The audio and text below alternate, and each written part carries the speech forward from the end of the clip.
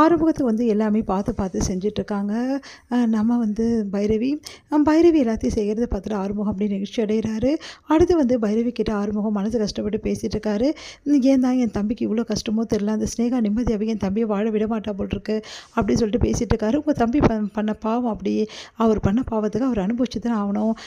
எதுக்காக வந்து சிந்துவை போய் இந்த மாதிரி தூக்கின்னு போய் கல்யாணம் பண்ணோம், அதுவும் பத்தாது ஸ்னேகாவும் விரும்பிட்டு சிந்துவும் இந்த மாதிரி பண்ணியிருக்காரு. இந்த மாதிரி 2 பொண்ணுங்க வாழ்க்கையில் விளையாண்டா இதுதான் நடக்கும், உங்கள் தம்பி பண்ண பாவத்துக்கு அனுபவிக்கிறாரு அப்படின்ற மாதிரி சொல்கிறாங்க. இதை எல்லாத்தையுமே வந்து சிந்துவும் வந்து சிவாவும் கேட்டுறாங்க. அதை கேட்டு சிந்து மனசு கஷ்டப்பட்டு அழறாங்க.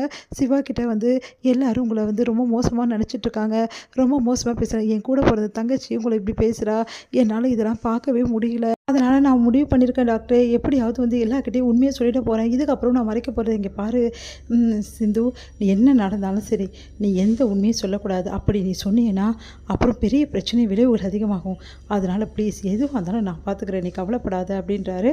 கேட்டு சிந்து வந்து நாளைக்கு என்ன நடக்க போதோ அப்படின்னு சொல்லிட்டு யோசிக்கிறாங்க. இங்கே வந்து கோர்ட்டில் வந்து எல்லாருமே ஆஜராகிறாங்க. அப்போ வந்து தீர்ப்புக்காக எல்லோரும் வெயிட் பண்ணிட்டு இருக்காங்க. கண்டிப்பாக எனக்கு சாதகமாக தான் தீர்ப்பு அமையும், ஏன்னா வந்து அந்த அளவு ஸ்ட்ராங்கான பாயிண்ட்ஸ்லாம் எடுத்து வச்சுருக்கேன், சிவா சிந்து கூட வாழவே வாழல, அதனால் கண்டிப்பாக என் கூட தான் வந்து சேர்த்து வைப்பாங்க, என் காதலுக்கு அவன் வந்து முடிவு சொல்லி தானே ஆகணும் அவங்க அப்படின்னு சொல்லிட்டு சொல்கிறாங்க. ஸ்னேகா அவங்க அப்பா கிட்ட, ஆமாம்மா கண்டிப்பாக ஸ்னேகா எப்படியும் வந்து ஜெயிச்சிடுவா, எனக்கு அந்த நம்பிக்கை. கோர்ட்டே ஸ்னேகாவோட காதலுக்கு முக்கியத்துவம் கொடுத்து ஸ்னேகா கூட தான் வாழணும்னு சொல்லிட்டு சிவா என்ன பண்ணுவான், வாழ்ந்தானே ஆகணும், அப்போ சிந்துவை ஈஸியாக பிரித்து விட்டுருவாங்க, என் புள்ள நல்லா வாழ்கிறத நான் பார்க்க தான் போகிறேன், இந்த சிந்துக்கு இன்றைக்கி தான் வந்து லாஸ்ட் டே அப்படின்ற மாதிரி சொல்லிட்டு இருக்காங்க வந்து சிவாவோட அம்மா மகா. இங்கே வந்து என்ன நிலைமை நடக்கும், சிந்து ஒரு வேளை வந்து கழட்டி விட்டுட்டு சிவா வந்து அந்த ஸ்னேகா கூட சேர்த்து வச்சுட்டா என்ன பண்ணுறது அப்படின்னு சொல்லிட்டு வந்து எல்லோரும் யோசிக்கிறாங்க. சிந்துவோட அப்பா, என் பொண்ணு தனியாக இருக்கிறத நான் பார்க்கணுமா, என் தலையெழுத்தா அப்படின்ற மாதிரி சொல்லிட்டு இருக்காரு. அதெல்லாம் நடக்கவே நடக்காது அப்படின்னு சொல்லிட்டு பூர்ணி வந்து சொல்லிட்டு இருக்காங்க. இங்கே வந்து கோர்ட் வந்து ஆஜராகிறாங்க எல்லாருமே.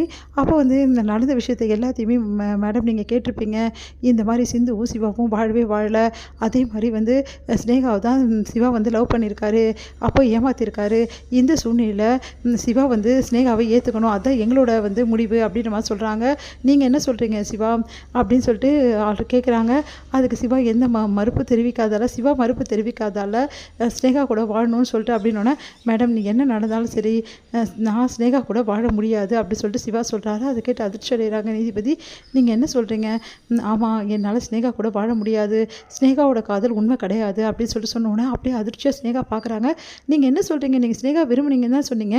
ஆமாம் மேடம், நான் வந்து காதல் வந்து ஸ்னேகா மேலே பட்டது உண்மை தான், ஆனால் ஸ்னேகா உண்மையான காதலை என்கிட்ட வைக்கல, எந்த தைரியத்தில் ஸ்னேகா கூட நான் வாழ முடியும் அப்படின்னு நீங்கள் எப்படி அப்படி சொல்லுவீங்க, ஸ்னேகா உண்மையான காதல் இல்லை, ஸ்னேகா அது எப்படி சொல்வீங்க அப்படின்னா, எனக்கு எல்லா விஷயமும் தெரிஞ்சு போச்சு மேடம் அப்படின்னோடனே, அதுக்கு சாட்சி என்கிட்ட இருக்குது அப்படின்றாங்க. என்ன சாட்சி அப்படின்னோடனே பார்த்தா கரெக்டாக அப்போ வர ராமை பார்த்து எல்லாம் அதிர்ச்சி அடைகிறாங்க.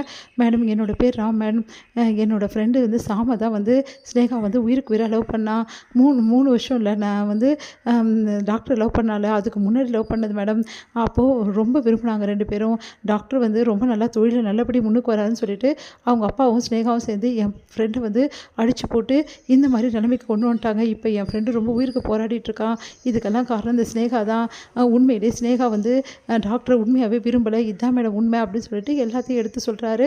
ஃபோட்டோஸு அப்புறமா வீடியோஸ் எல்லாத்தையும் காட்டுறாரு. அதையெல்லாம் பார்த்து எல்லாருமே அதிர்ச்சி அடைகிறாங்க. அடுத்து வந்து இப்போ தெரியுதா மேடம் ஸ்னேகா எவ்வளோ பொய்யானவன் சொல்லிட்டு, என் மேலே உண்மையான காதல் அவள் வைக்கலை, அதனால் நான் அவள் கூட சேர்ந்து வாழ முடியாது மேடம், இப்போ அது ஸ்னேகாவோட காதலை பற்றி எல்லோரும் புரிஞ்சுப்பீங்கன்னு நினைக்கிறேன் அப்படின்னு சொல்லிட்டு சிவா சொல்கிறாரு. அதை கேட்டு ஸ்னேகா பயங்கரமாக அதிர்ச்சி அடைகிறாங்க. உடனே வந்து இவன் சொல்கிறதெல்லாம் பொய்ன்றாங்க, என்கிட்ட தான் ஆதார் இருக்கேன் மேடம், நான் ஆதாரத்தை தான் காட்டிட்டேன்ல அப்படின்னோடனே, அது வந்து அப்படி சொல்லிட்டு ஸ்னேகா சொல்கிறாங்க. ஸ்னேகாவோட காதல் வந்து பொய்யானன்னு சொல்லிட்டு நிரூபணம் ஆகிறதால சிந்து சிவா வந்து மேரேஜ் வந்து அவரோட இஷ்டம், அவர் சேர்ந்து வாழதும் வாழாதும் சிவாவோட இஷ்டம்னு சொல்லிட்டு இந்த கோர்ட் வந்து தீர்ப்பு வழங்குது. அதே மாதிரி ஸ்னேகா போட்டிருந்த கேஸை வந்து இந்த கோர்ட் வந்து தள்ளுபடி பண்ணுது. ஸ்னேகா மேலே வந்து அந்த சாம் வந்து இந்த மாதிரி ரிப்போர்ட் கொடுத்தா ஸ்னேகாவையும் அரெஸ்ட் பண்ணலாம் அப்படின்னு சொல்லிட்டு இந்த கோர்ட் வந்து சொல்லுது அப்படின்னு சொல்லிட்டு எல்லாத்தையும் சொல்கிறாங்க. அதெல்லாம் கேட்டு ஸ்னேகா அதிர்ச்சி அடைகிறாங்க.